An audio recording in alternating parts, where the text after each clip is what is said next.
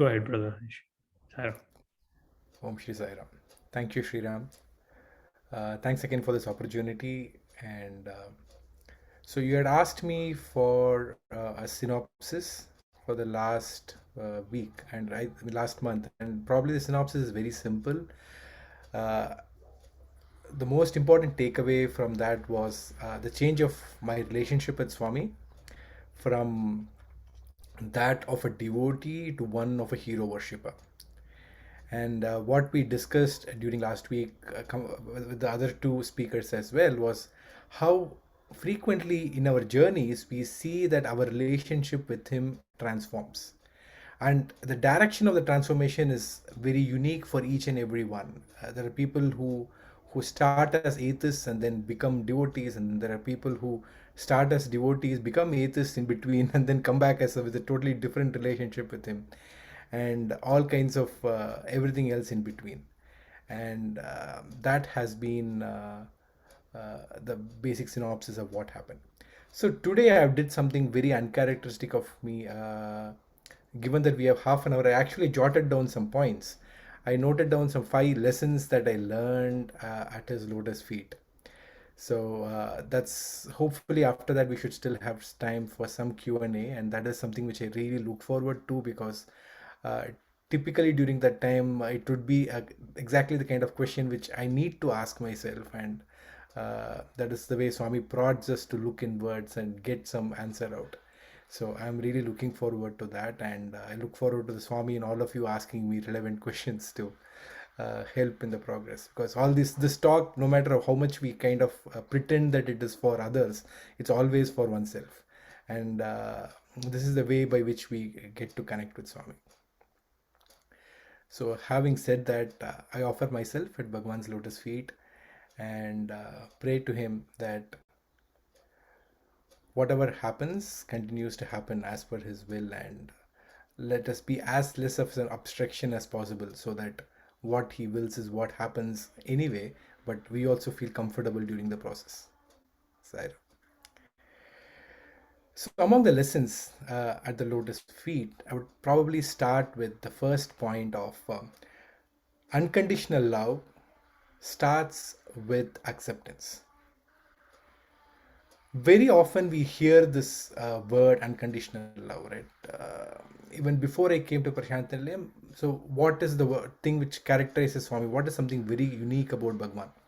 And people would always say unconditional love. And I couldn't really grasp it. What does it actually unconditional love mean? Okay, it means that there is he doesn't expect anything back from you, but then you say that to deserve God's love there are so many things we need to do. We need to get up early in the morning, we need to do so much puja, whatever. You have to make sure that we do not fight in school.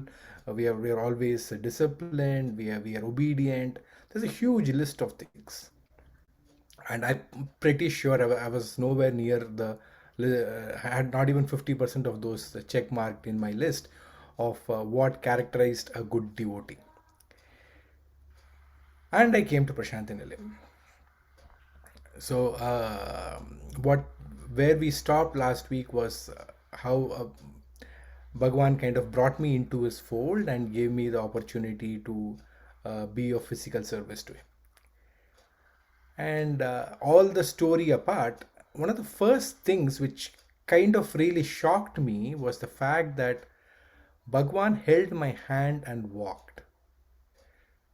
For some reason, I was very sure that the Lord of the universe will definitely not be able to hold my hand because I'm such a big sinner.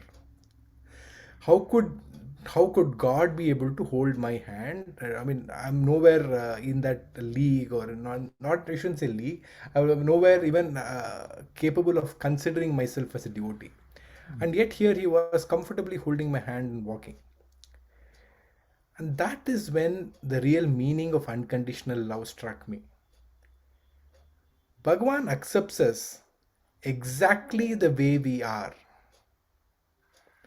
So, what is the requirement for us to do for God to love us? Nothing. There's absolutely nothing that we need to do to make Him love us, because loving us is His nature. It has nothing to do with us. It has nothing to do with Harish or Sriram or Adithya or anyone in this world. He loves us because that is His nature. So that is basically what unconditional love means. Unconditional love meant it had the love which had absolutely no conditions on whom it is reaching, irrespective of who it is in the recipient of the love. Bhagwan's love does not change, and that is because he is able to accept us exactly the way we are. So Bhagwan refers to us as Prematma Swarupalara, or he refers to us as his own reflection. So and when he says that, it's not just words. That is exactly how he sees us, and that is probably the only reason how we were all able to be there at his midst. There's no other way we could have qualified to that in any sense, right? So as I was mentioning last week, we're all there on Swami's Kota, and that is the only way by which we could have been there, and that is his grace. So if you want to practice unconditional love, I guess the very first human being on which we need to practice that is ourselves. Mm. Are we able to unconditionally love ourselves? And that again starts with acceptance. So let us first accept ourselves exactly the way we are. And once we have accepted ourselves, then we feel okay, and that is how it happens in Prashantilam, right? First we see that Swami has accepted us, and then we see that Swami is pouring so much love on us. Mm. Then that feeling comes that probably we may have to become better, Mm. so that we could be really deserving of that love. Mm. And that is how that process happens. That is how the transformation happens. Mm. Again, it starts with acceptance. So the next person with whom we can do, and we have to consider doing unconditional love, is with Bhagavan himself. Mm. We talk about doing unconditional love with other human beings. Of course, it's hard. But let's first practice with one person other than ourselves. Mm. And that I thought first thing I can actually try with Bhagavan. And that is not as easy as it sounds. Because even our relationship with God is fraught with conditions. We pray to God because He has to answer some of our prayers. I've been making all these prayers, and He has to make my life comfortable. This is what I have been doing so much for Him. Why is He not doing something else? Why is it that somebody else is getting this? Why am I not getting it? All these questions, right?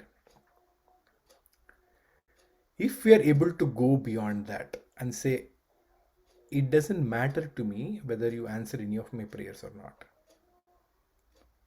It doesn't matter to me whether I get anything in life different from somebody else who's doing absolutely no sadhana. Mm. To go even more, one more step, it doesn't even matter to me if you are not God. Mm. All that which matters to me is that I love you. Mm. It is not very hard, because Swami is so easily lovable. Mm. Loving Swami is probably one of the easiest things we can do. Because such is his form, such is his nature, such is his personality, it is difficult to not love him. And yet such is the power of our ego that we are able to still surmount that and create so many conditions.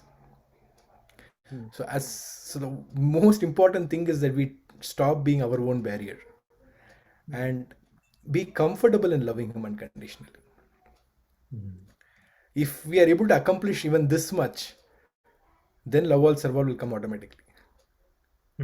But so that is probably one of the important lessons I learned, and that is I'm not saying that in no way that I am perfect in any of those things, but at least that has given me a sense of direction of how to develop this unconditional love. So the second point I'm going to talk about is something I learned from Prashant Nilayam and not so much directly from Swami.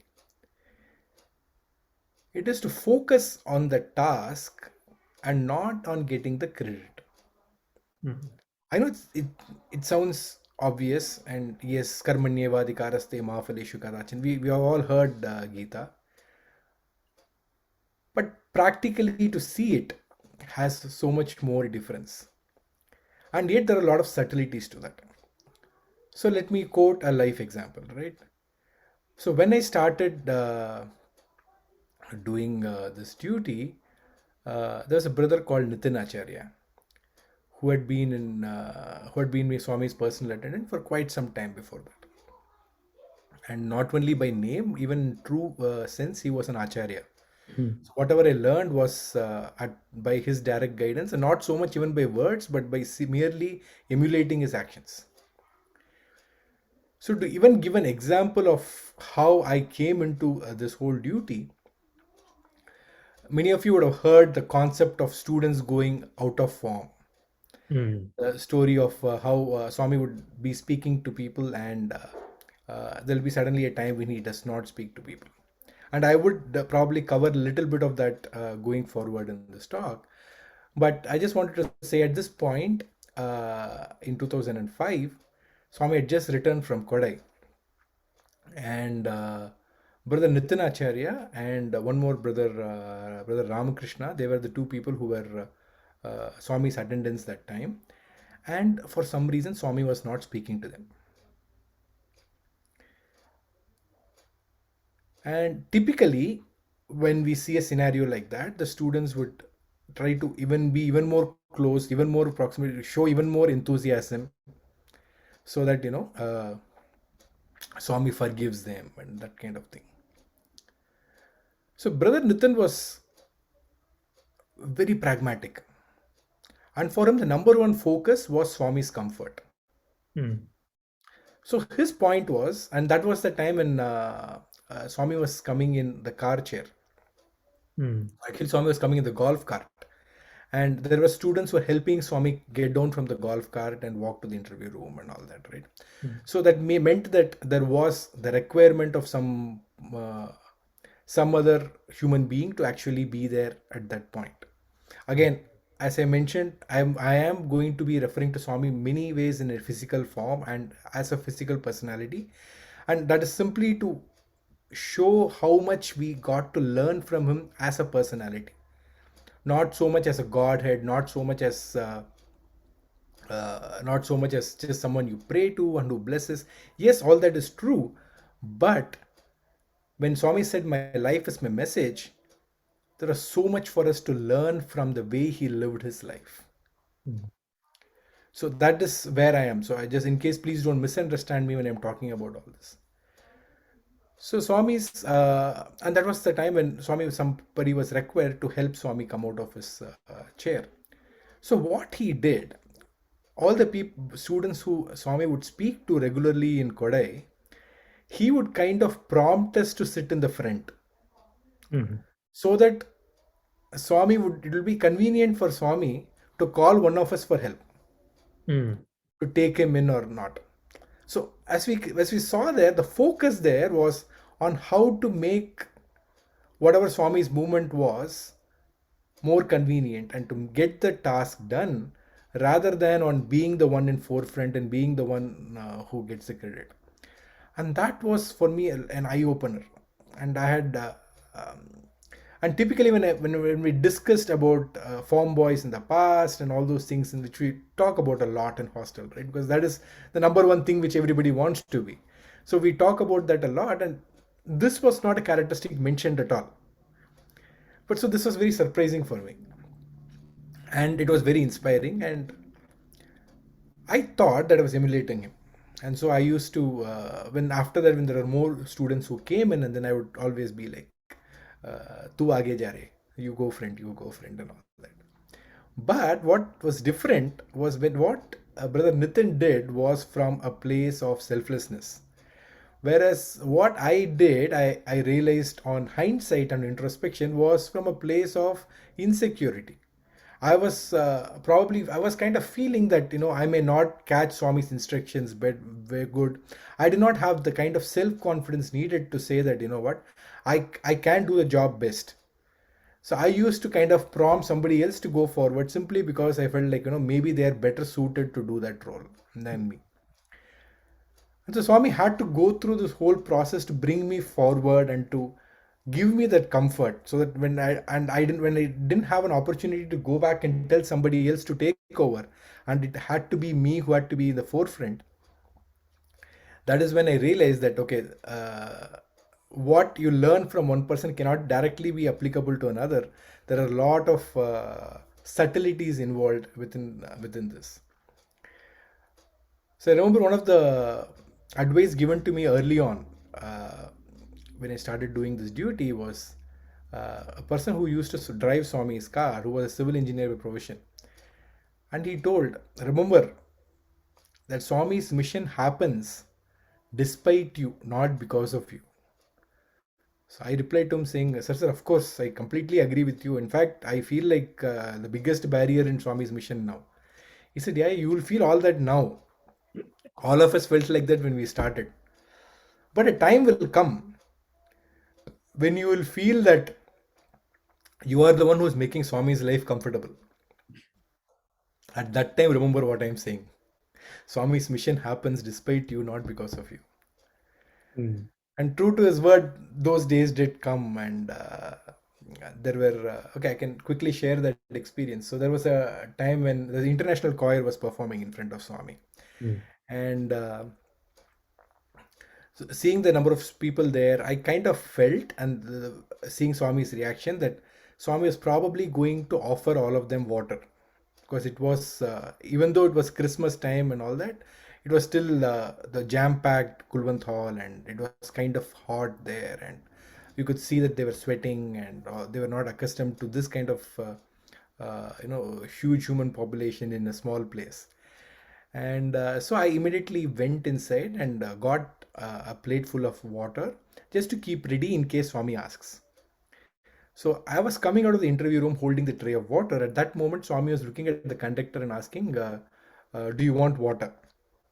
And the conductor, being the smart man he is, not knowing that it is never sensible to reject something which the Lord offers, he said, "Yes, Swami." Mm. And at that moment, I was walking in with a tray of water. The whole Kulwanthal started applauding, and I felt like I am Lord Hanuman. So even before Rama thought, I had already planned for it and I had brought. Mm. So no, I kind of thought, okay, I'm already God, but still, for appearance's sake, let me just take his blessings. And like that, I went near him and kneeled down and showed the a plate for Swami to bless before I can offer it to the participants. Swami turned towards me and said, "Donnapota, juice తీసుకురావచ్చు కదా? You Mm. he buffalo, you should have brought juice. Why you brought water?"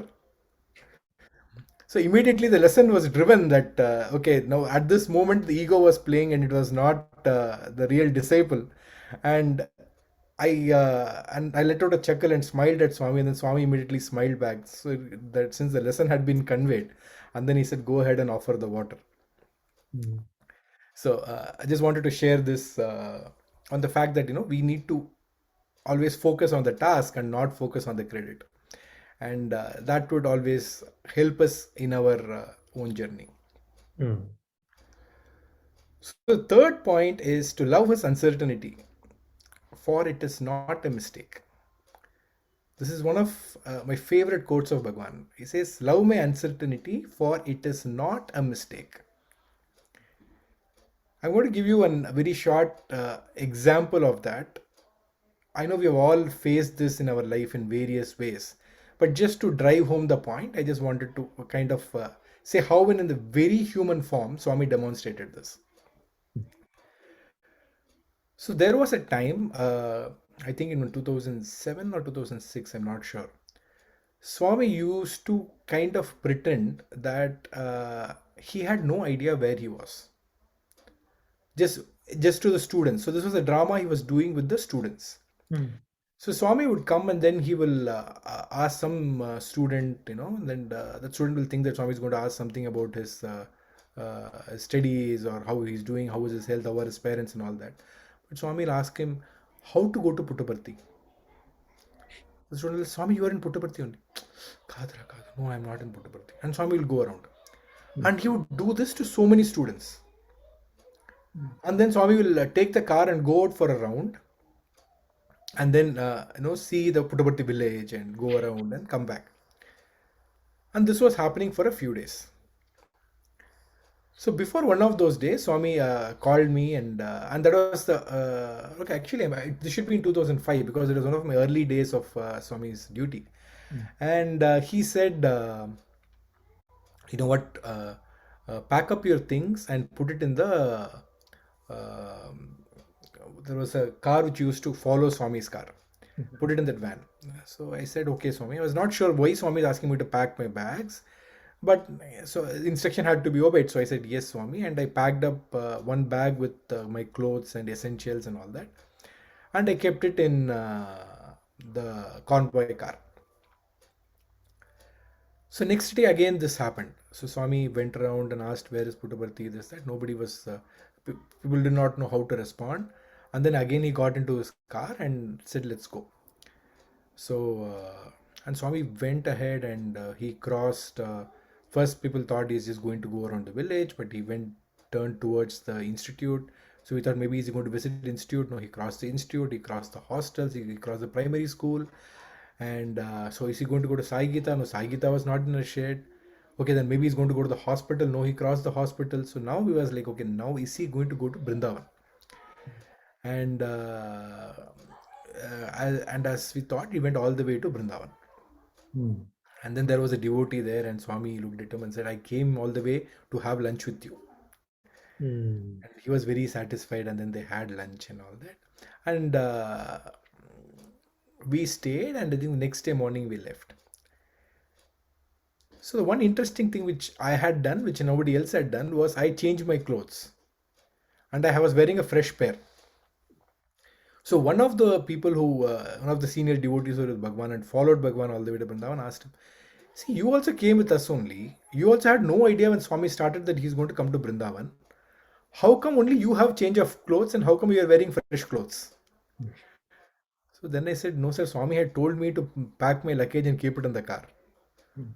So then his eyes opened up. And then he was like, so that means that all this drama which he did was only for others. Mm. And since only to you alone, he has revealed that he is going to travel to some other place, and he asked you to get luggage. So then I told, no, sir, I am new, so probably Swami took mercy on me and made sure that I was more prepared, because otherwise he knew that I would not be able to handle it. So just to give you an instance of how Swami kept everyone on the toes, and especially those who were who thought were very close to Swami were still clueless about his plans, what he is going to do, when he is going to do, and he creates that mode of uncertainties for various reasons, and it is from that moment that the transformation happens fastest. Mm.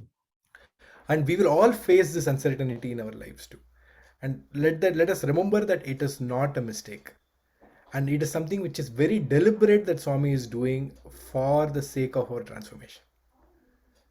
So Mm. that was another important lesson that I learned. In a managerial perspective, Swami had a very unique mentorship model. Swami's method was Reward first, criticize later. Mm. So when Swami assigned any task to anybody, it would first start with Swami praising that person in public and showering with gifts. So the initial days of student life and all, I mean of this form life and all that would be like Swami materializing left and right things for them. They'll be getting a ring one day, chain another day. They'll get a watch. The next day they'll not wear the watch. Swami says, "Where is your watch?" Swami, I did not bring it. Okay, take one more.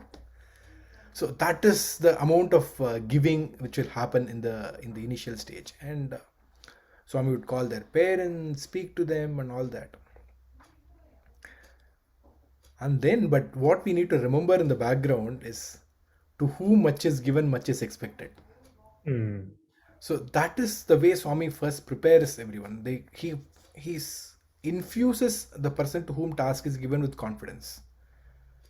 So that the person feels that if the Lord of the universe is having so much time for me and he is able to give me so much attention, he is able to reward me so much. It's as if the we have all heard the story of Ramakrishna Paramahamsa when he saw Vivekananda enter first time. He was like, finally you have come. The Mm. way he goes and hugs him, like, I've waited for you so long and you have come. Swami used to behave like that to forget Narendra. He would behave like that to any Tom, Dick, and Harry, Mm. because Swami does not call the chosen; he chooses the called. Mm. So he makes you deserved. So that is Swami's method. He can take anybody and give them the confidence and the push that is needed to achieve what he wanted them to achieve.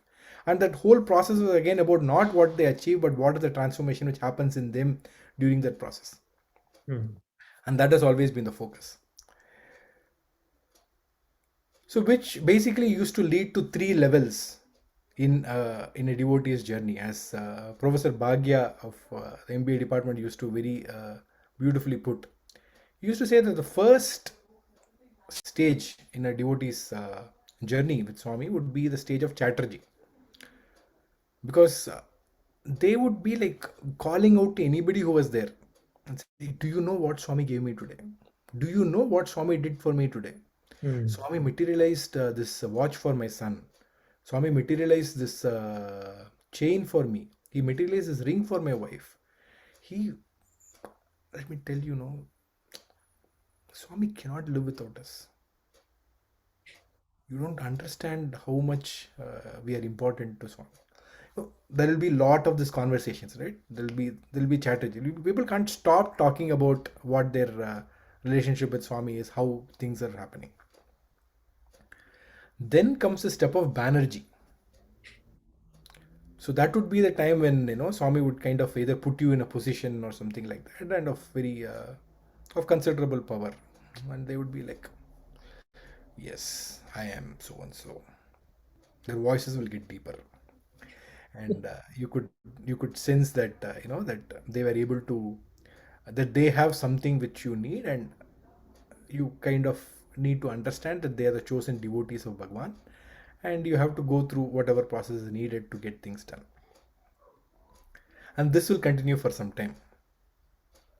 And then will come the time when Swami starts chastising them, and Swami starts completely ignoring them. And that would be the stage of Mukherjee, when you start closing your mouth and sitting. Remember, one of the earliest, most beautiful advices which Bhagwan gave me was, "No noor మూర్చుకొని కూర్చోంటే మంచిది." If you shut up your mouth and sit, that is good for you. And that is something which Swami would eventually tell you once he has given you that confidence and he has pumped you up and he has made you ready for the task. And at the time when your ego starts raising to an extent when it becomes a barrier to your work and to your transformation, he will give you that hit, and Mm. he will make you the Mukherjee,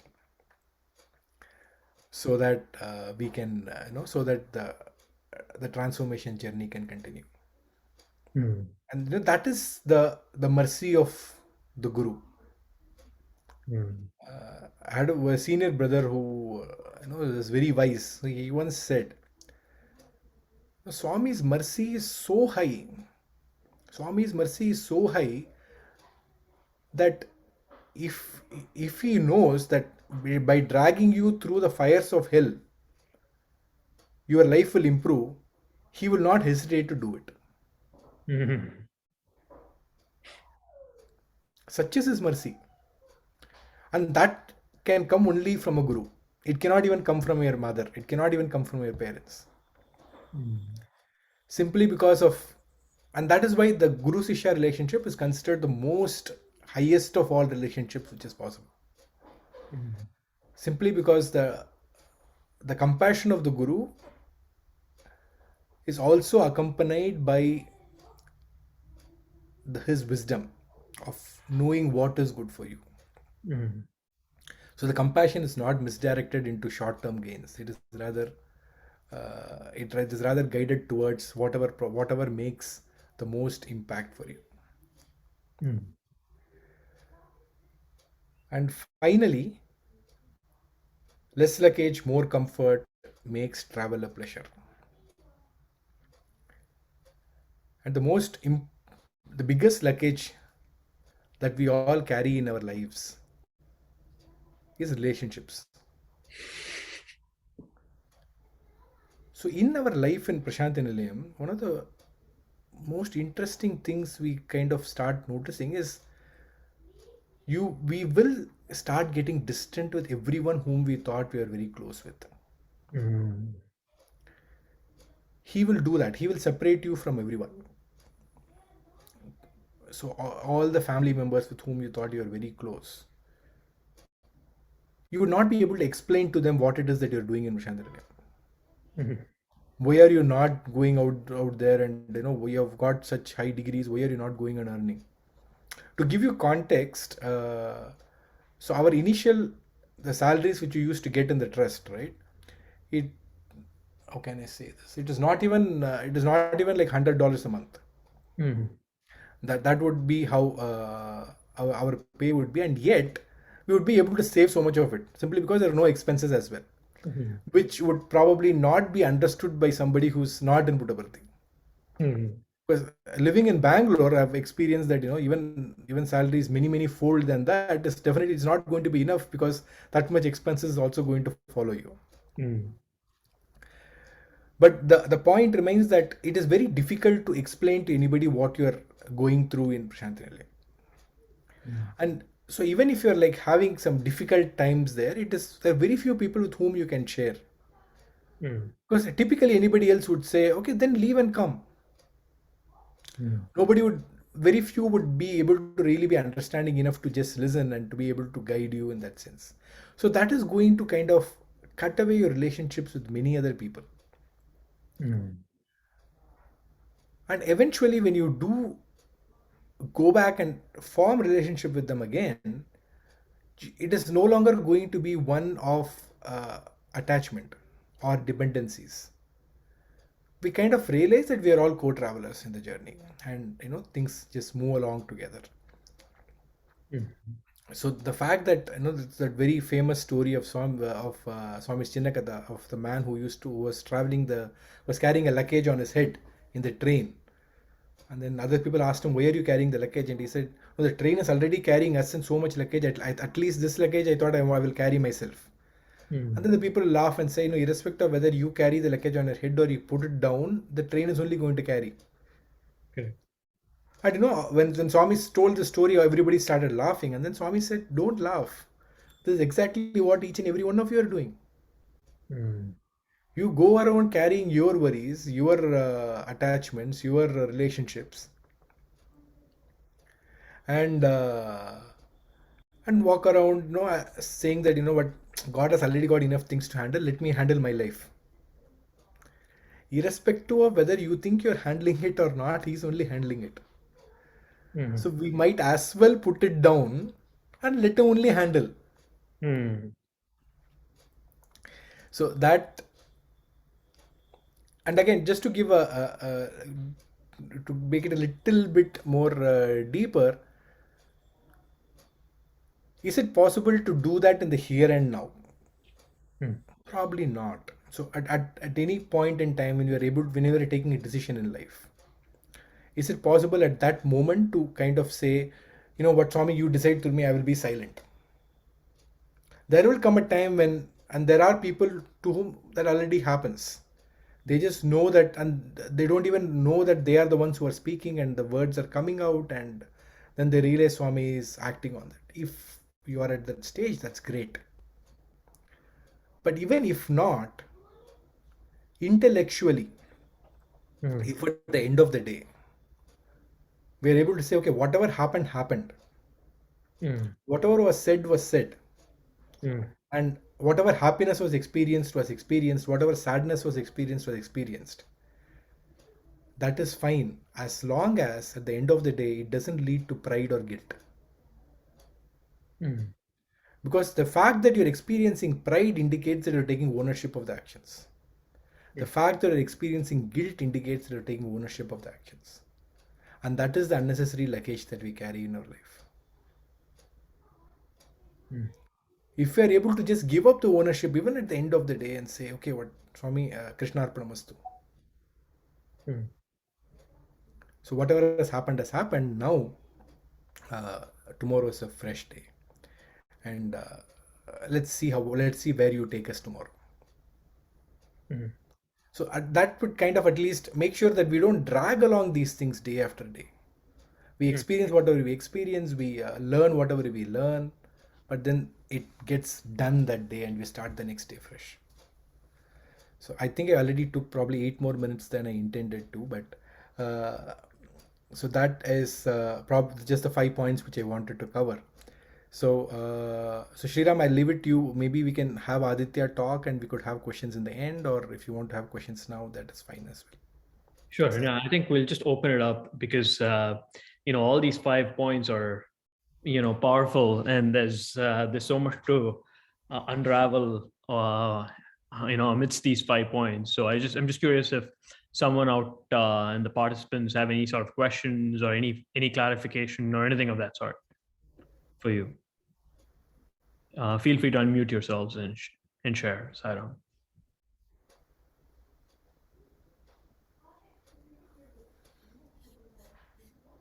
Shriram, Anuji, I see your message. Were you ever a Chatterjee yourself? Probably not in Prashanthi Nilayam, but I think I've become more of a Chatterjee of late. So I think probably this cycle repeats more often. I think that there's another Mukherjee coming forward in my life. But yes, in Prashanthi Nilayam, I think there was I was initially more of a Mukherjee out of fear, and then I was a Mukherjee out of love.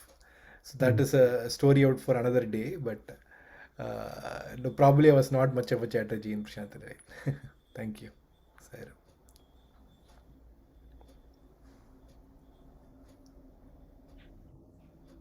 Brother Harish, I have a small question. So, one of the important points at the end that you mentioned about, in one sense, give up that sense of ownership, and that you will be able to gauge that when you have no sense of pride, um, nor guilt. And oftentimes the corollary that we tell ourselves is we have to do our bit and Swami will do the rest. So we have to do our job, we have to do our part, we have to play our roles. And in that sense of the term, we take ownership to that portion of it. Even if we say finally, whatever he decides, let him decide. But we have got to do our bit in our lives. I think that is oftentimes the journey that a lot of us embark on, at least early on, if need be. I don't know if that's early or late or whatever, but that's often a mindset that we adopt, that we ought to do our bit, and then Swami will do that rest. Will do the rest. But once we adopt this mindset of we ought to do our bit, and we have to play our part, unknowingly that want or expectation of what we are working towards should fructify starts to seep in one sense, if you understand what I mean. because we are playing our part, because any action has a purpose, a means, and a reward, if you were to classify any act. So anyways, we are acting with a sense of purpose, and that purpose is a want or a certain desire or certain thing to fructify. And if the reward meets the intent or purpose, that's when we are happy in one sense, or more often than not. Unless, like you say, in hindsight, you realize Swami had other plans, but you don't realize that, and you're not happy at that moment in time. So oftentimes we need to play our part, and the quality of our how well we play that act or action is commensurate to, at some point unknowingly, that rewards coming into effect. So how have you tried to understand this so-called contradiction, or not even a contradiction possibly to you, but have you ever gone through this journey of, I need to do my bit and then Swami will take care of the rest, but somewhere in doing your bit you realize you've got trapped into wanting what you want, and then come to a later stage wherein anything and everything that happens, you have a certain sense of acceptance, that first point that you almost talked about? I kind of have a more simpler take on it, Sriram. Mm. I don't really see that I need to do my bit and then Swami does his bit. Mm. I don't even give Swami that much credit. I feel like only I do the bit. Okay. But then I kind of, the intellectual part of my head just kind of tries to say that I did my bit because that is the only thing that I'm meant to do. Mm. Not even a blade of grass can move without his will. And Mm. not even a blade of grass can stay in its own place without his will. Mm. So the very fact that I have done it indicates that it is his will. Mm. And that is why it happened. Mm. So, and it is his will, that is why I was happy. It is his will, that is why I was sad. Mm. Swami, in fact, gives a very beautiful example of Prophet Muhammad. He talks about a day when he takes his followers through the desert, and the whole day they do not get any food. They're all very hungry and they're not very food. And then the night he starts praying, and somebody asks him, "What are you praying? What are you praying for?" He says, "No, I'm thanking God." "What are you thanking him for?" "For giving me the opportunity to fast." Mm. So whatever is God's will is what is going to happen. And so we could either feel good about it, bad about it, but at the same time, but finally when we understand that it is his will and that is why it happened, that kind of reduces the luggage in our shoulder. Right. That's all that I'm saying. So that makes our life a little bit more lighter, so that we can just keep moving on and not have that our luggage of our past actions being carried on in our backs. And it almost seems like that'll help our transition from Banerjee to Mukherjee, because I think once you start realizing, like you say, that nothing moves without his will, I think it becomes easier in one sense for one to, and becomes almost natural that one becomes a little relatively silent, as you understand the play and his hand in just about everything, and he is the actor. Yeah, thank you so much. Any other questions anyone has for Brother Harish? Feel free to. There's no smart question. There is nothing. You feel free to pose even the most basic question, at least what you would perceive as basic.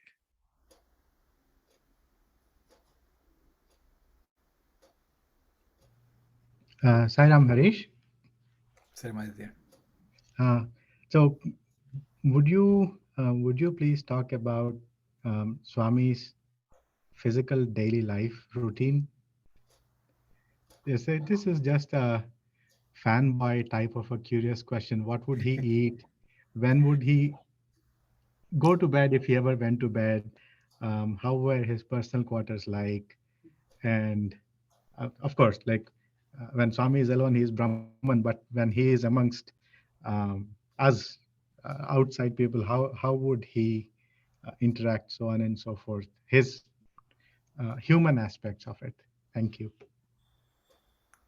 Seram Aditya, thank you. And that is actually was the biggest transformation in my life, as to be able to see Swami beyond the mandir. And because not only physically, even mentally, I had not seen Swami outside the mandir. I used to, even as a student, I used to imagine Swami appears in mandir and disappears from mandir.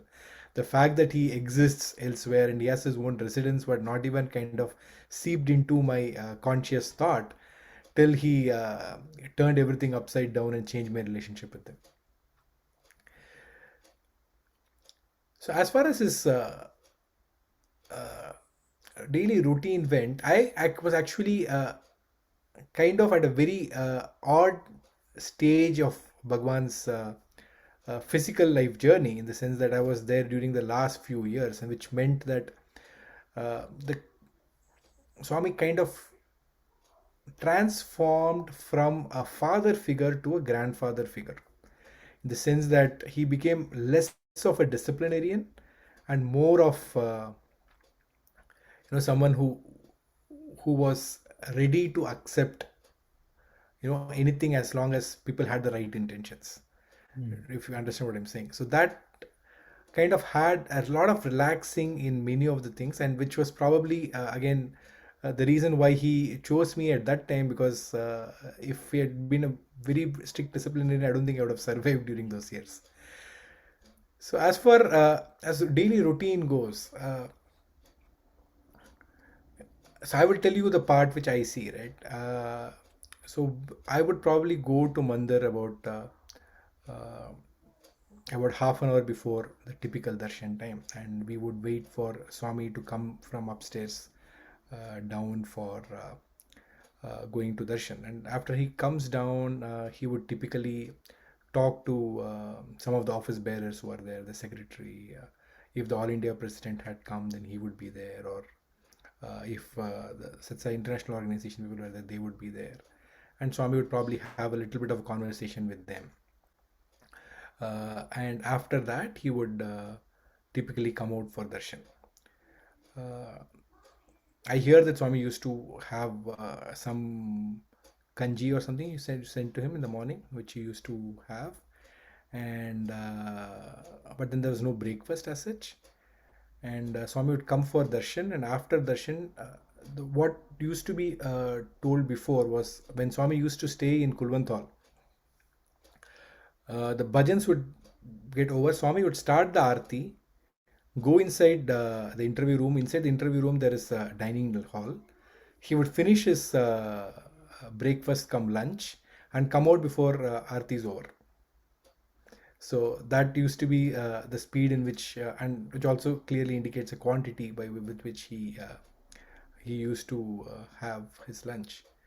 In later years, Swami used to also dine with all the office bearers and sometimes guests who would be there. And again, Swami's lunch would be over very soon, but there will be a lot of conversations, and so a lot of guidance. Swami used to provide a lot of guidance during those years to all the office bearers. One interesting thing would be that Swami's focus would very often be on the individual. It would not so much be on the project itself than on the individual, because his focus is always about the individual transformation, about what is happening and all that. And similarly, there will be afternoon darshan, which would be the same routine, and after dinner, Swami would retire upstairs. So this is kind of the short synopsis of what it is. But the interesting part about what happens in his residence is, what we often forget is that Swami is not only Bhagwan and Guru giving guidance, but he is also the head of a pretty big organization, and he had a lot of responsibilities as as the sole trustee and as the chairperson of the international organization, of the Satsai organization, of the Central Trust, the Medical Trust. That time there used to be Medical Trust separate from Central Trust, the Sadhana Trust. Even in the Sadhana Trust, the Book Trust, the Radio Sai, each and every head of the institutions, Swami would give opportunities at various times to interact.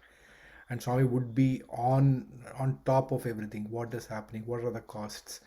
And he would be very adamant on the fact that every penny given by every devotee had to be used at the right way. So Swami would, how much ever he's generous in all that which all the projects which he does, he's that stringent in costs.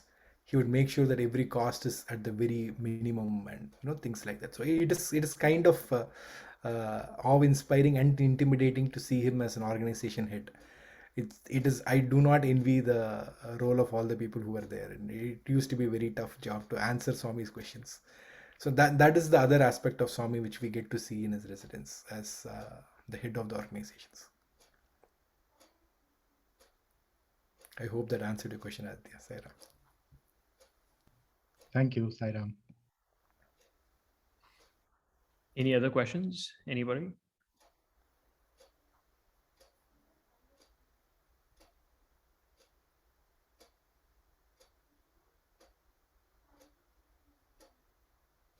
If not, I think, brother, we'll circle back at the end if there's time, and we'll get back to any additional questions. So with that Time being for said, Aditya to rise at 7 p.m. Sairam, brother Adithya.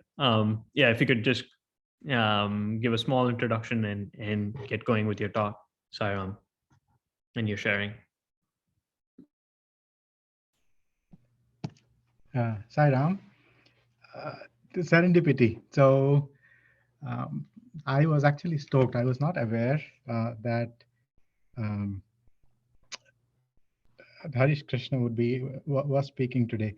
I have seen him many times as farm boy in darshan during the years 2005, 6, 7. Participated in 2 dramas, and he actually handed the presents to Swami that he later gave to all of us. So it is really warm and loving to having seen him today again. So thank you. My name is Adithya. I currently live in Denton, Texas. I received my PhD from the University of North Texas here. After following my PhD, I worked as postdoctoral scientist at Oregon National Lab. Now I'm a research scientist back at my alma mater. My journey with Swami began in this lifetime in the year 2003, just after Shivaratri. It was in the second week of March of 2003. Although we were living in Hyderabad at that time, I was not very familiar with Swami, with Satya Sai organization, or about this quote unquote God man called Sai Baba. My grandfather was he wanted to go to Prashantanilayam. I was in grade 8 at that time, and my father asked me if I would like to accompany my grandfather to Prashantanilayam as an escort, help him. My grandfather was 76, 77 years old by that time, for 2 days, and then go on a small vacation trip and then come back.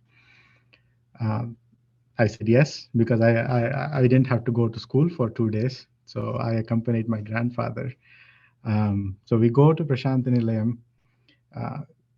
The moment that I stepped in through the Ganesh gate, it was a different feeling.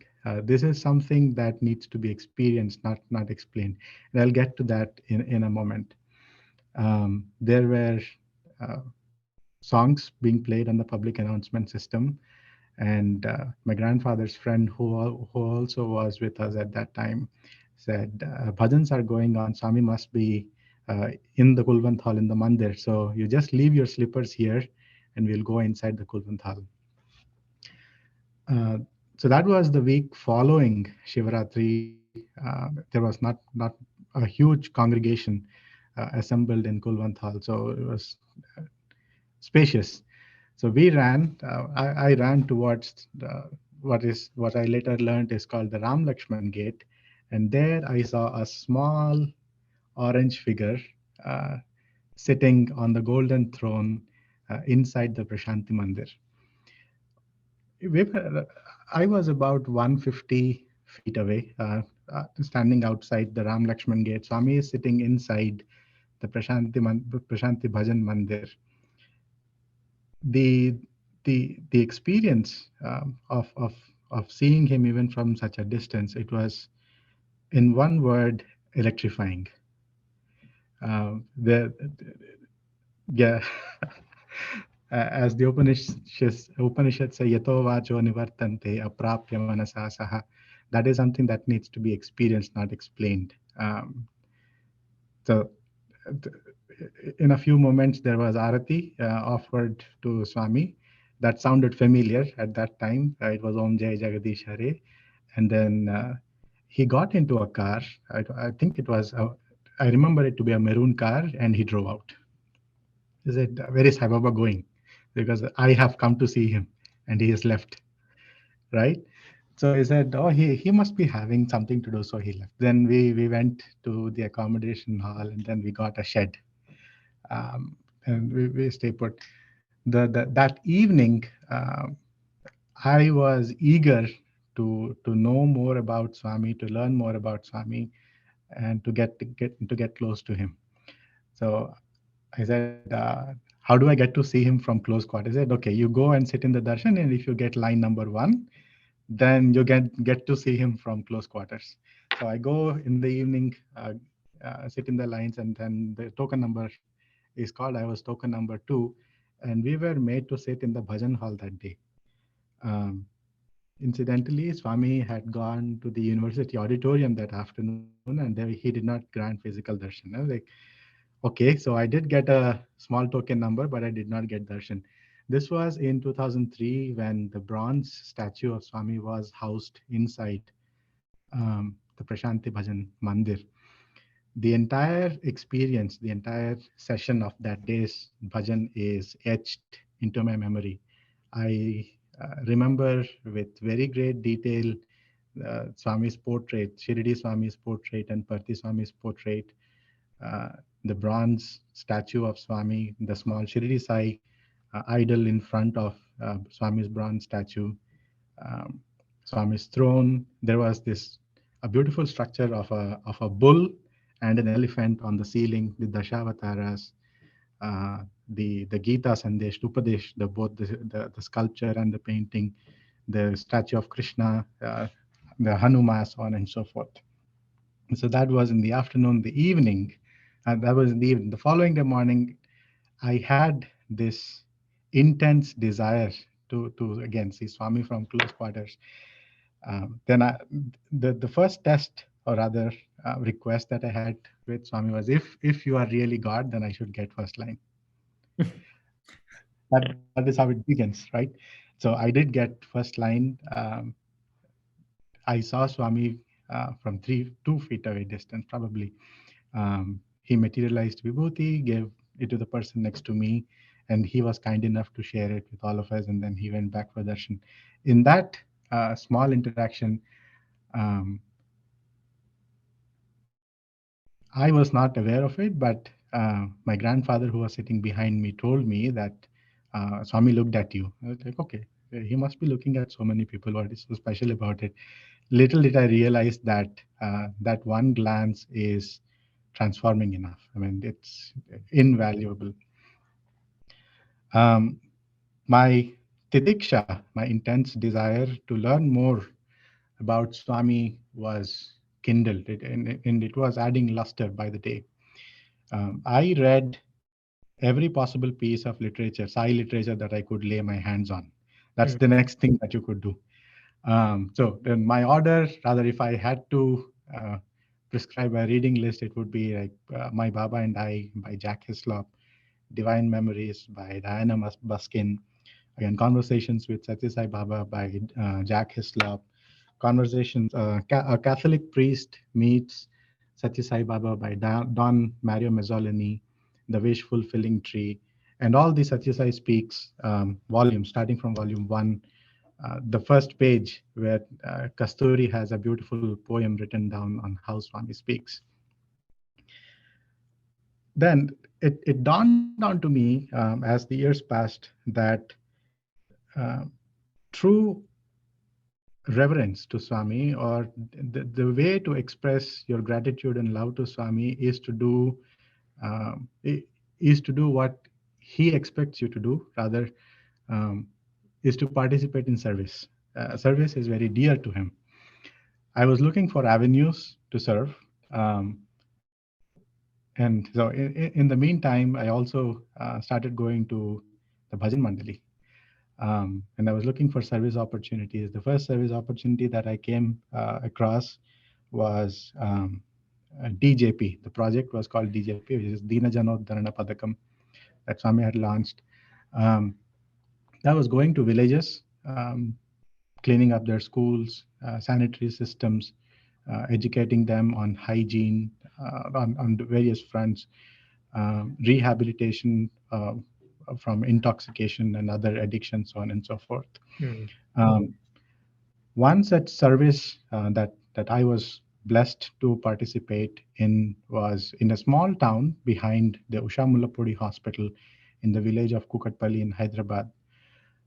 That was the first time that I had come close and experienced uh, ho- how severe um, and how suffering Um, poverty is, and there were many households in those villages, right on the outskirts of city of Hyderabad, where very elderly people, like senior citizens, they would live all alone because their kids have gone to the city in search of work. Hmm. They would not have anybody, they would not have access to medical facilities, barely making their ends by daily labor, and so on and so forth. So um, during the service and the medical camp, I was assigned. I was a ninth grade, 10th grade young kid. I was asked to go around and bring all these people to the medical camp and tell them that there's being free medicine being given away.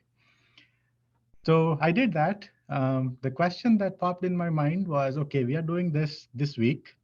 There is the service activity, but who will take care of them later after we went back?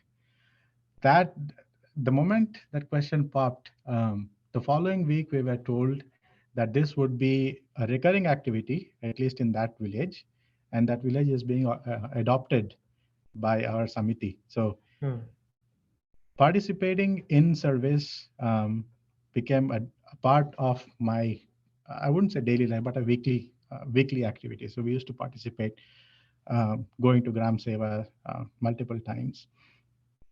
Another very interesting project, and this is something that I thought I will mention, is the NIMS service project in Hyderabad. Every Saturday and Sunday, brothers from the Hyderabad Sai Youth group, we would go and distribute breakfast to the patients who are outside the NIMS hospital. So NIMS is Nizam Institute of Medical Sciences. It's a government hospital that provides free healthcare in the city of Hyderabad. So as we gave out prasadam to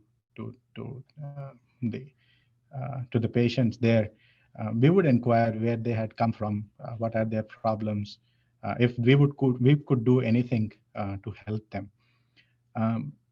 A trend emerged very soon that a large number of cases that we saw there in NIMS and as well as in Nilofer Hospital, they were coming from the northern part of the state of Telangana, in a district called Nizamabad and Mehboob Nagar and so on and so forth. The small pockets, mandals, and all of them either had troubled pregnancies or with congenital heart diseases. Hmm. Um, the trend emerged, and when we reported this, or when this fact got obvious, with the direction of elders in the Samiti, we visited those villages and we found out again that they were facing abject poverty, extreme malnutrition, and lack of sanitation and health and hygiene. That prompted us to take up a service project in those areas, those tandas, as they are called. So these are nomadic tribes that travel. They find daily labor. Once the construction or project is complete, they move to the next destination or whatever. So the first project was Sai protein kits. We put together, this was in Shivam and BHL and other places. We put together nutrition kits for expecting mothers and kids. And in a span of about 6 months, the cases related to troubled pregnancies and subsequently the cases of congenital diseases sharply dropped. Now, this was noticed by the district collector and the medical officer from Nilofer and NIMS and so on. And they asked, they themselves, they came forward, they asked on what was this service about, who were we, and the large aspect was why were we doing this? Were we trying to convert these people or were we trying to lure these people into any antisocial activities, so on and so forth? At that point of time, the state president and the district president, they got involved. They said, "Yeah, this is a satisfied service organization, so on and so forth." So the impact of that is now there is a state of Telangana state level program that was initiated. The pilot program started off in a few districts, and after that, there is a state level program where these nutritional kits are supplied to expecting mothers and to newborn kids, newborn babies throughout the state. This is something that has that nucleated from a small service activity from the Satyasai organization, and it is impacting directly or indirectly several thousands of people every month, even to this day. Oh. Yeah.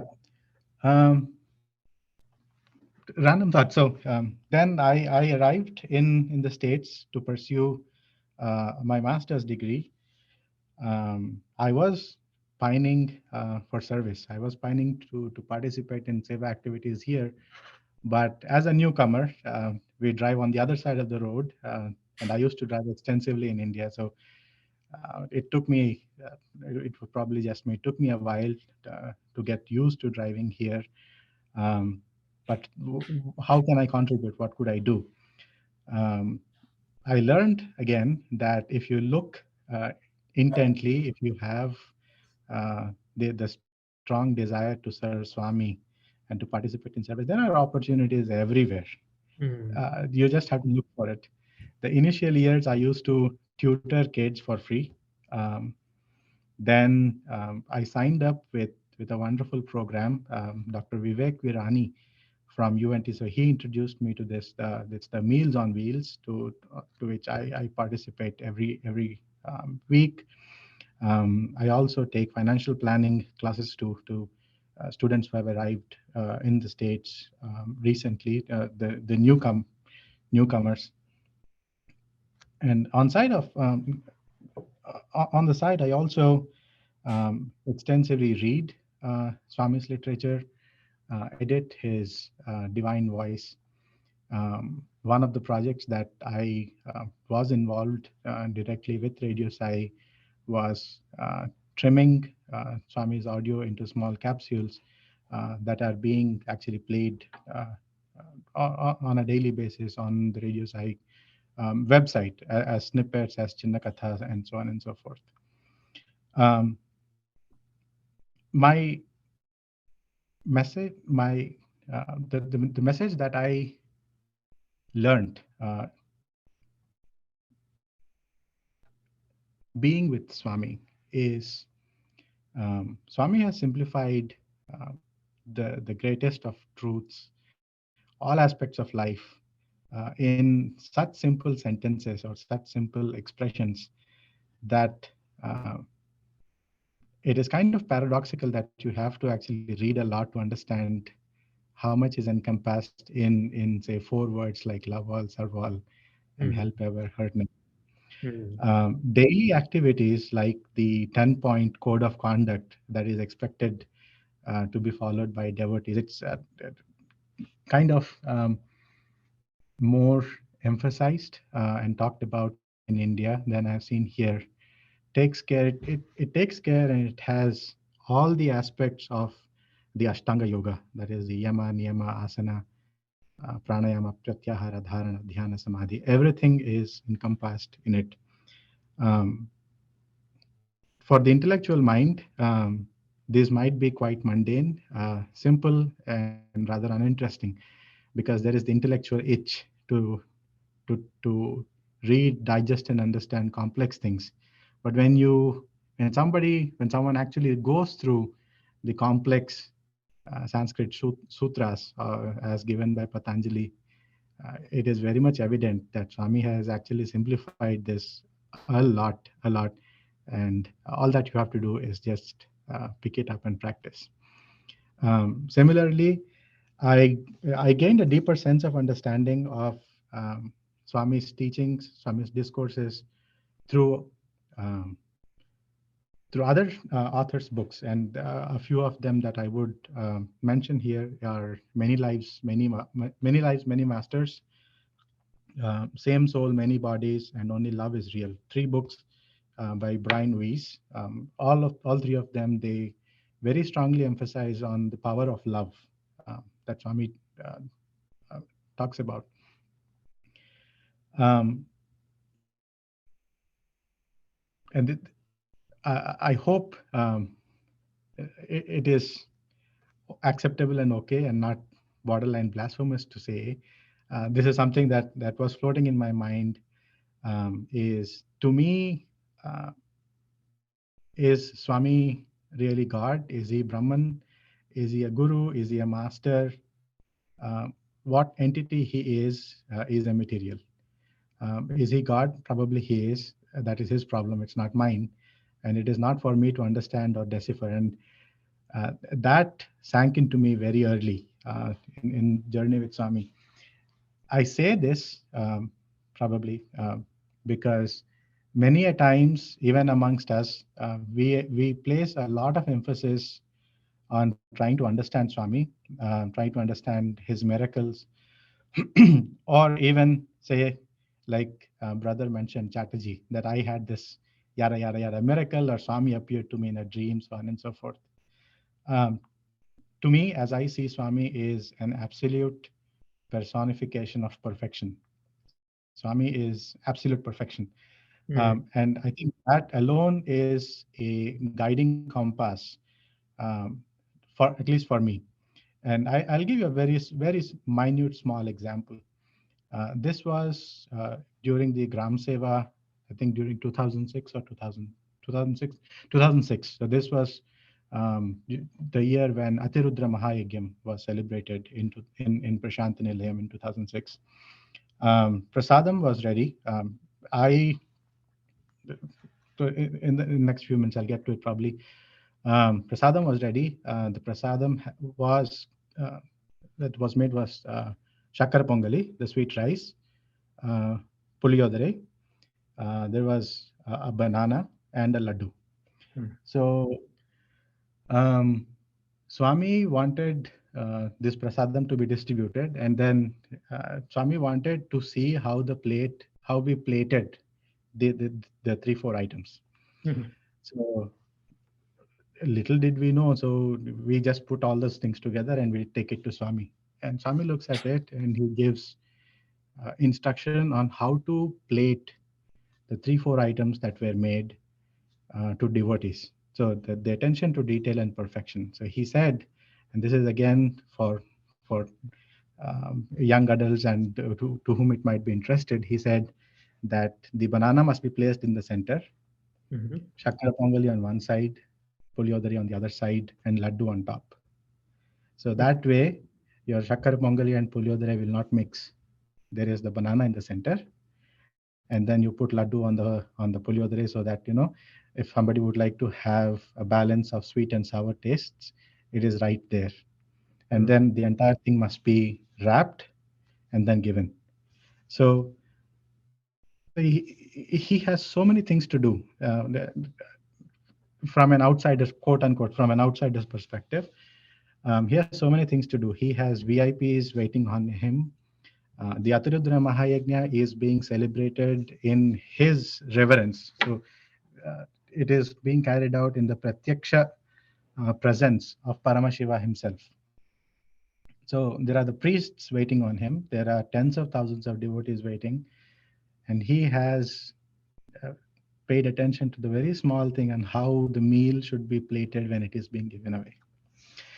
Um, Now it is beating the horse to death. He uh, he never. I think the saying goes like he never calls the qualified, but he qualifies whom he has called. I am no exception to that. One day for Shivaratri, when I tagged along with Hyderabad boys to go for service, um, I was asked to go and volunteer in the kitchen. And for Shivaratri, if you know, there are the kitchen works. The for prasadam preparation, it starts around 6 in the evening, and the continuous cooking till 3 or 4 in the morning the following night. You get an hour's break to go and participate in Shivaratri bhajans, and then in the morning 6, Swami comes out to bless the prasadam preparation batch, the prasadam batch. My all the interest that I had was to be a part of that batch in the morning to receive Swami's blessing. So uh, so the result was very much in mind. So I went and participated, joined, tagged along the Hyderabad boys, about 50 of them. Little did I know that uh, the ways it would span out. So we chanted. So this was in 2006, I guess. No, 2007, the year after Adhirudra Mahayagam. We chanted Rudram at top of our voices for 21 times that night. I participated. I learned the nitty gritties of cooking for cooking on mass scale, or for about 50,000 people, helping in the kitchen, cutting vegetables, how puliodara is made, the proportions, quantities, so on and so forth. And we did that in 2008 again. Swami comes out, he blesses the steel baskets of prasadam and so on and so forth. It In retrospect, ever since I left home, um, I have cooked and served for every birthday festival wherever I have been, Mm. single hand. And the New Year's get together that we Yeah. had this year was also no exception. Thank you, brother. When we were in Chicago, I would go and cook for about 50 to 60 people in the homeless shelter. That is a YI activity there, where every Saturday weekend we go in the morning, especially in winters, we go and cook breakfast for the homeless. So the skill that he put into me through that service activity, it blossoms in ways that we cannot even imagine. So this is probably a very small, insignificant example, but always be open and be eager to serve. That's the uh, core message that I learned from Swami is: are you qualified? Do you have the means to do?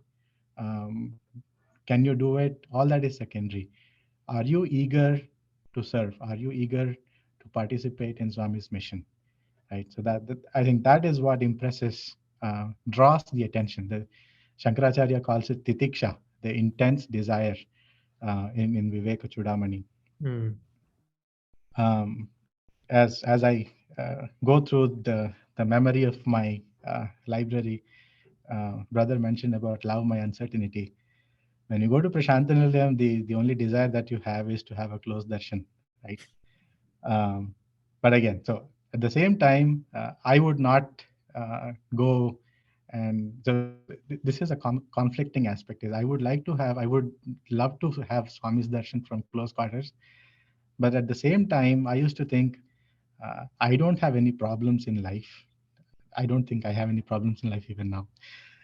I don't have any problems in life. My needs and my requests, my prayers are not pressing. There might be somebody else who needs immediate attention. So I will not go and compete and try to get first line. So I would never go. I would sit at the end and right back at the end near the water coolers and then have Swami's darshan. Well, the secret is the Kulwant Hall, it goes up that way. So you can have actually a better darshan of Swami without an exception. And I just realized this a couple of days ago, without an exception, 2004, 5, 6, 7, and 8. Each of those trips, if I were not at home in Hyderabad, I would be in Prashant Nilayam. Each of those trips, I would have a close quarter darshan like we are seeing each other right now of Swami. 2006, so Swami would go for darshan in a silver colored car. Many times, he gave me the direct glance into my eyes, the electrifying look. The first time it was near the Venugopal Swami temple. Once it was near the new library building. Another time it was near the Gopuram gate, so on and so forth. So if you have the intense desire to reach Swami or just to have one glance, in retrospect, I was foolish enough to have asked for even one glance because that can, if he doesn't temper it down, it can turn you into a heap of ash. Um, Whatever you ask for with intensity, he would definitely grant that. Um, like I said, is Swami God? I don't know, and I never talk about Swami's divinity, about his Godhead or whatever. To me, he is the personification of perfection, who inspires me to strive to be a better person, a better professional, to be better in service in every aspect of my life. He has given a lot to all of us, and it would be an opportunity lost if we don't make use of it. Swami is not going to lose anything.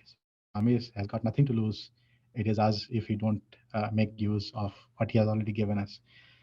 The volumes and volumes of Satya Sai Speaks, translated into many languages, magnificent programs being aired 24/7 by Radio Sai, uh, personal experiences, many of them.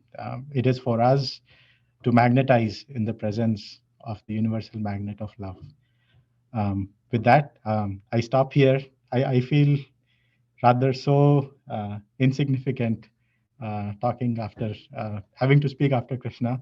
Also stoked at the same time. So, although I had a lot of things planned, ordered, I lost all of it. So, thank you for bearing with my twaddle for 20-25 minutes. And that's it. Thank you, Sairam.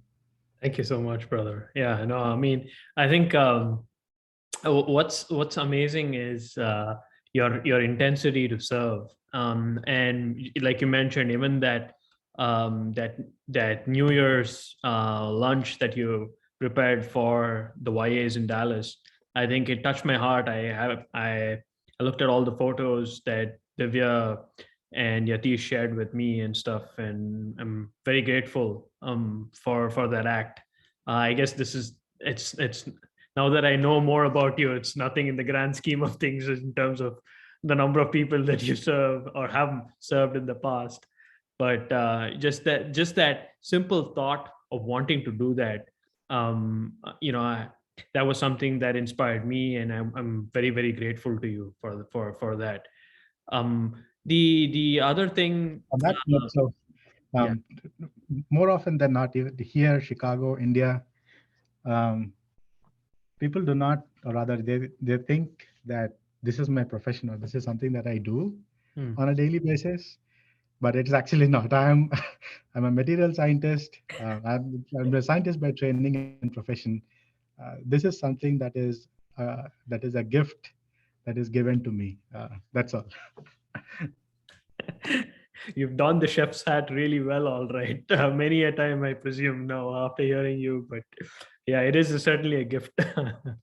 And The other thing that I wanted to kind of ask you was, what's amazing is, it seems like your magnetization began the moment you went with your grandfather, um, and being an intellectual that I presume you to be, because of the fact that, and this, like you said, the intellectual's itch, in one sense, to read and understand, oftentimes these complex or seemingly complex concepts. um, have you ever doubted Swami at any point in time, like how brother Harish, previous time around, had talked about his journey? And so has the questioning mind, has it ever doubted Swami? And if so, how have you overcome these periods of doubts? Or you said, you have, if you have an intense desire, and say you've desired for something intensely, has it not fructified at any point in time, and has that resulted in any sort of doubt? And how have you dealt with that? I'm just curious. Thank you. Yeah. Doubts. I wouldn't say doubts, because to me, it was never a question. There was never a question about Swami himself. Hmm. Like I said, it was never my part of the problem to judge or to identify who Swami is. Hmm. Is he God? Is he Brahman? What is he? That is not my problem. Hmm. What he is తనేమిటో తానికే తెలుసు. Hmm. తనని మనం తెలుసుకోలేం. And I took it very seriously when Swami mentioned that even if the entire humanity were to put in an effort with talakrinduలుగా, what it means is your head down and feet up, Yeah. even the entire humanity comes together to find my secret, or to know about me, you would not be successful in knowing even a speck. Hmm. And as a scientist, this is where my scientific mind kicks in, is um, we do not know how vast the universe is.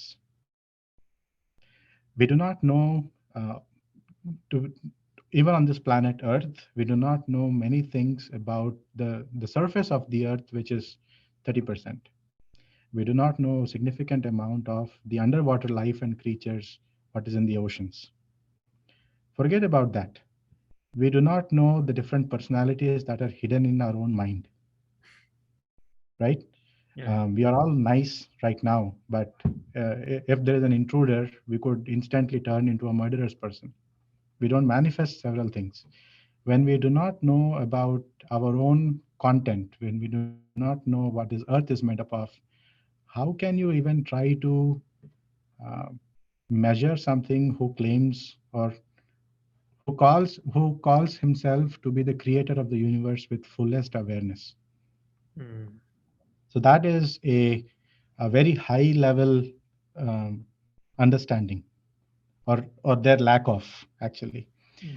In mundane things, for example, so I would, Swami would narrate stories from the Ramayana, or he would talk about concepts about Patanjali, or so on and so forth, in his lectures. There are definitely, yes, there are times when his explanation or his narration would not gel, or with the conventional understanding. Hmm. At those points of time, yes, there were many times like that. But with patience and with an understand again with patience and with more reading, we, at least in my case, I got to know that Swami was right, and Swami's interpretation simplification was right than the translator. Hmm. We do not know what Patanjali intended when he gave us a sutra. Hmm. We try to understand Patanjali, we try to understand Bhagavad Gita, Sri Krishna, through the interpretation of some other human being, Hmm. right? But when you understand the hridayam of the bhashyam given by Swami himself, Hmm. that is invariably, I have never yet come across a time when there is a difference of intention between the originator and Swami's commentary. So Swami's interpretation or Swami's explanation of the intellectual concepts, the each part of it, is infallible. I can say it with significant authority, having listened, having studied his discourses, having studied other people's discourses and the original texts. His commentary or his interpretation is infallible. Then fruition of efforts, or realize that you put in effort, you desire something, you don't get it. Um, this is my 19th year living in the presence of Swami. At times it is difficult to keep this in mind when there is an apparent setback. But the fact is, there may be delays, but there are never denials. Number one. And second thing is, like Brother Harish said, things don't happen according to our timeline. Things may never manifest according to our timeline. Things happen, things manifest, things fall into place according to his timeline. So if you desire for something to be, and if it doesn't come to be, or if it doesn't bear fruition, it means that he did not will it to be that way. And many times, if you listen to any devotee's experiences, Swami also says this. Yeah, it comes to my mind. Many a times we go to Kalpavriksham and ask for coffee powder, or we go to Swami and we say, I want this small lab-made gemstone, whereas Swami is ready to give you a polished diamond set in gold. So many a times we, out of our short-sightedness, ask for petty things. Swami vehemently nirdaya. With nirdaya, he will never give you what he asks, because he has better things in store to give it to you. Yeah. So are there setbacks? Yes. Did I experience heartbreaks at those times? Oh, Swami did not grant my wish. Yes. But they were invariably supplanted by joy of receiving something better and bigger. So that is where I think the faith aspect comes in. Yeah, and that shines For somebody who has forth not so experienced it. beautifully.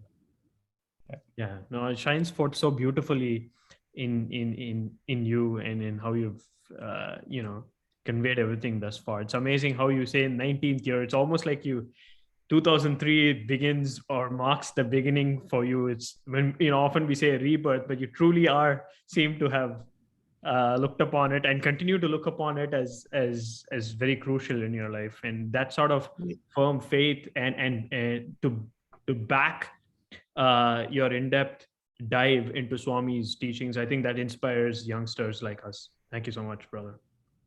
My pleasure. Yeah, thank you so much. If anyone has any questions, feel free to ask Brother Aditya. Hey, Sairam, this is Ravi Uncle from the YA Advisor, and I think I was going in and out. I was in another conference call, but I couldn't hear most of what Harish was telling. But one part of it that I heard was acceptance that he was talking about, and I think you also, I would say, summarize. I heard most of what Adithya said, and I think I would summarize it. If Swami says yes, you trust him, but you all were accepting when Swami says no, because that's where he trusts you, because he knows that you are full faith in him, that he has nothing but the best in store for you. And that kind of an acceptance is something tough when we have our own goal to achieve. And I like the fact, one thing that Aditya was mentioning, which even in the midst of so many busy schedules, Swami, it looks very absurd to Swami to figure out that the banana should be splitting the sweet and the puliodra. Those are all only a perfect. Swami is an epitome of perfectionist, and I think, and you emphasize so much on seva. And most of us are, if you are here to serve others, what are others here for? Is the way that we look at. But I think most of us have the capability and ability, but I think you stressed on the availability factor. And that's what is very, very important. I'm going to go back and listen to the recording of Harish. I have seen Harish many times sitting by the side of Swami, and I never realized that I'm going to be seeing him in person. and I'm going to meet him sometime soon. I've never met him in person. And in fact, Harish, I had spoken to you in the canteen. There is a small cafeteria, not a cafeteria, a small shop opposite to the North Indian canteen, with the other gentleman who's also by the side of you. I don't know his name. He did his business. I don't know who it is. Both of you are used to sit to the left and right of Swami. And I was envying you, but now I'm so happy that you are a part of our Texas team. Thank you, Sairam. I know we're past 7:30 at this point. Any final questions for either of them? And if you guys do have any, even post the talk at any point, please feel free to share it with us and we'll pass it on and get you guys the necessary feedback from either of them, because I think there's so much to unpack from what we've heard today.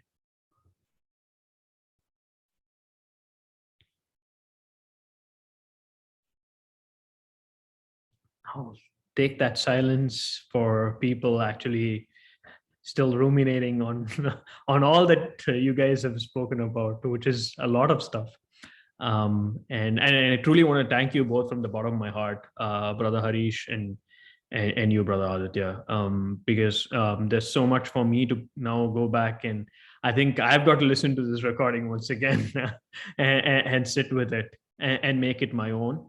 And I truly want to thank you guys for sharing, Swami and Swami's message in such beautiful terms today.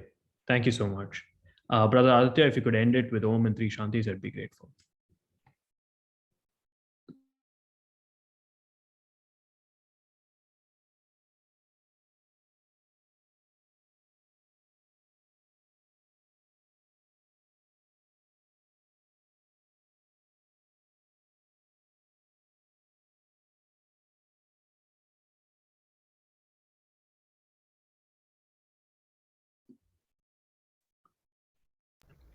जय बोलो भगवान श्री सत्य साई बाबा जी की Jai. Jai. Saram, everyone. Sairam.